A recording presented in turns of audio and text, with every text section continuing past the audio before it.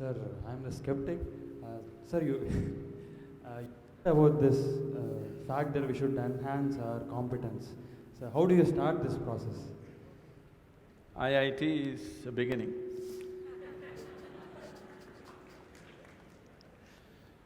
So, what are you skeptical about? You don't believe competence will work in this world, is it? Corruption is also a certain kind of competence, anyway. That was supposed to be a joke. Huh? That was supposed to be a joke. Okay, that's supposed to be a joke. So, now, how do I enhance my competence? See, let's say you want to run on the field, let's say you want to run a race, you want to run 100 meters. It is not running that you have to work on right now, you have to work on your legs and lungs and muscle and everything, isn't it so? So, if you want to become a great engineer, yes, definitely an institute like this is crucial on one level. But any number of people might have come here and gone, not all of them became great engineers. Though they might have produced hundreds of great engineers, still not all of them will become, simply because of their own individual attitudes and competence and whatever else, isn't it?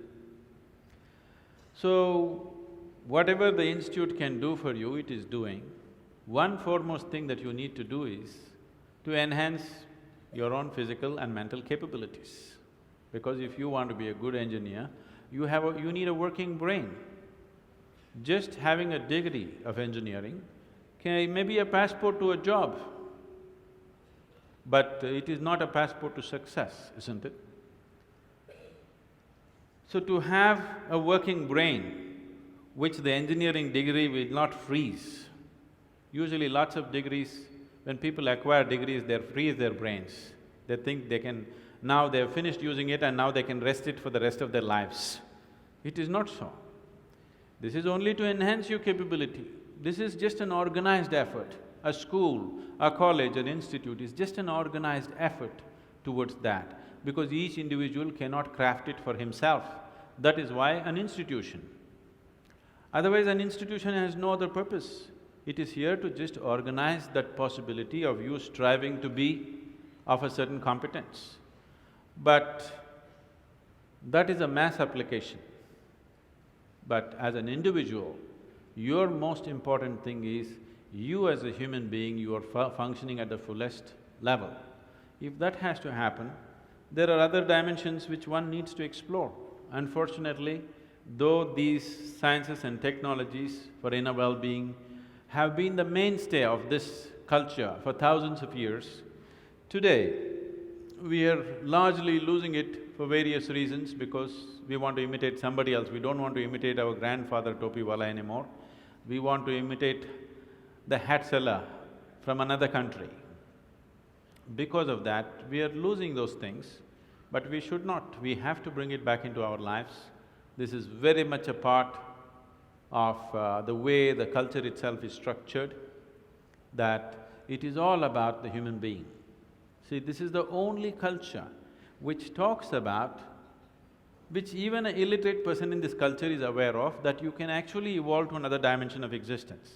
Even if I go into a village and talk to an illiterate peasant who has not read anything, who doesn't know anything, who's not heard any of this stuff, even to him if I go, he will not ask me, give me a golden horse or something, he'll say, "Enakku mukti venum Swami."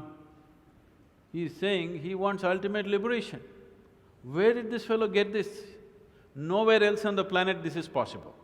Nowhere else on this planet is it possible that an illiterate person is thinking that he can break his present dimension of existence and go to another place, whatever that place is. So, this was bred into our culture so deep, we should not lose it. It was not just the idea, there are technologies to become free. If you became free from the process of your body and the process of your mind, if you can sit outside of it and work it, you would work it brilliantly, do you understand? You would be able to use this body and use this mind only when you are able to not treat it as myself. These are powerful instruments in your life.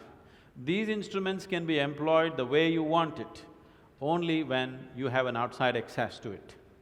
Right now, you are a phenomenal computer, but you don't know where the keyboard is. When you can't think, you scratch this spot, that's not where it is. Do you see people? When they cannot think, they're thinking hard, they scratch here.